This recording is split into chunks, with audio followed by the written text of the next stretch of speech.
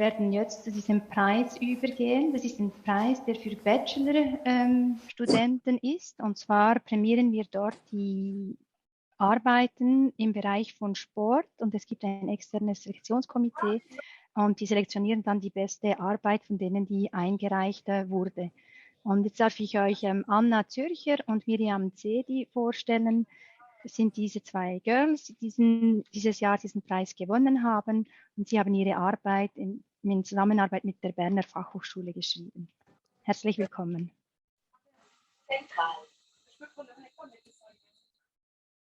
Vielen Dank.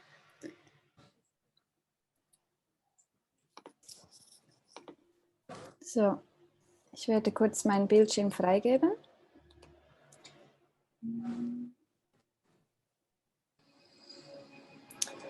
Okay, my name is Anna and this is Mirjam, and we are very honored to have been chosen for the Young Research Award and would like to thank you very much. And we are very happy now to present you our bachelor thesis about the question, do the pelvic floor muscles fatigue while jumping on a mini trampoline? So many young female athletes suffer from stress urinary incontinence during training or competition. And with 80%, female trampolinists are the most affected ones. And the reasons for these problems are poorly researched. And because the pelvic floor muscles have to contract reflexively in order to guarantee urinary continence, it would be possible that the fatigue or acute overload of the muscles could be a contributing reason for the loss of urine. So this is the first study now to investigate the fatigue of the pelvic floor muscles on the mini trampoline. Here you can see our PICOS elements.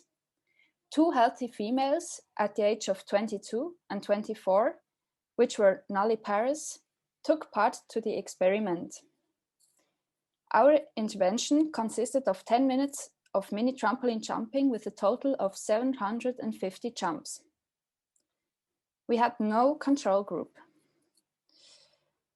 Our primary outcome was the EMG signal, the amplitude and the frequency of maximum voluntary contraction of the pelvic floor muscles before and after the intervention. And our study design was an exploratory case study. So now to the results.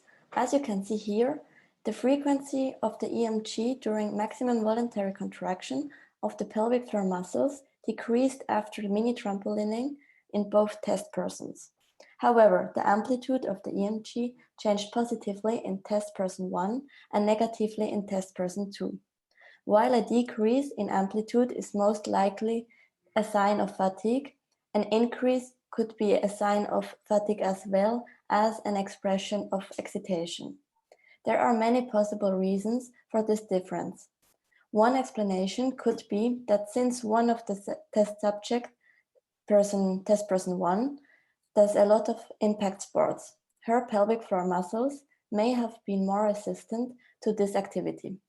Therefore, these findings do not indicate a clear conclusion whether the pelvic floor muscle fatigue on the mini trampolining or not.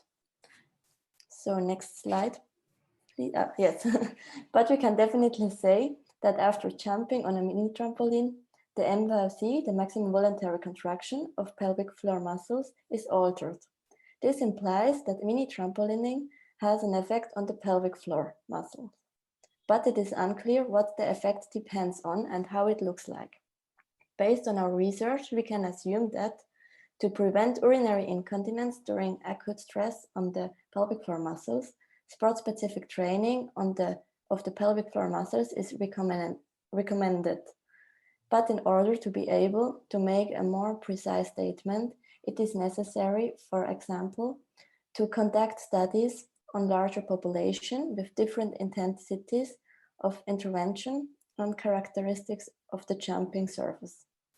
It could also be of great interest to investigate the effect on women with stress urinary incontinence. So further research is definitely needed. So that was it. Thank you for your attention. Are there any questions? Yeah. Thank you very much for your very nice presentation. We are honored that you could also present this during this online symposium. Actually, there are no questions in the chat, but I think there is time at least for one question.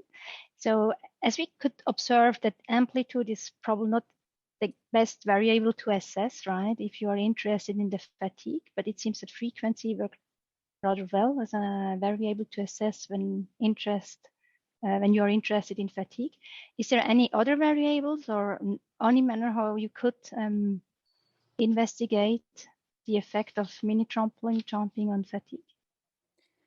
When you're talking about EMG signal, or do you talk about everything? Whatever, everything could be EMG signals, but why not also other? So yeah, the most direct one would be the force output, but it's very hard to measure that by pelvic floor muscles. So yeah, we have to use the EMG, because you cannot really measure the force. You can measure the pressure. That would be another method to compare the force before and after the intervention. But it's really hard, and so the EMG signal is, at the moment, it is the best method to compare. Okay, thank you very much. So, and are you interested to continue in that field of research, or actually your professional activity is in a rather different dimension?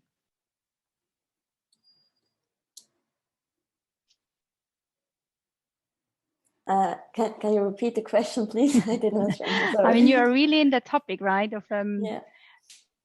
Of the topic that is of interest in this symposium, right? With the pelvic floor muscle. Yes. Very central topic. So my question was: are you interested to continue research in this field, or are your professional activity in another field? So yes, so I think it's really interesting, the pelvic floor muscles, maybe in this field, but I like also the general sport physio therapy. Yes. So thank you very much for coming here, and I would like to congratulate you for this nice prize. Unfortunately, we cannot hand it over to you in presence, but we will catch up for this. And we wish you all the best for your future professional career. Thank you very much.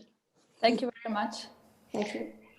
And I give the word back to Suzanne, who will introduce you for the next topics.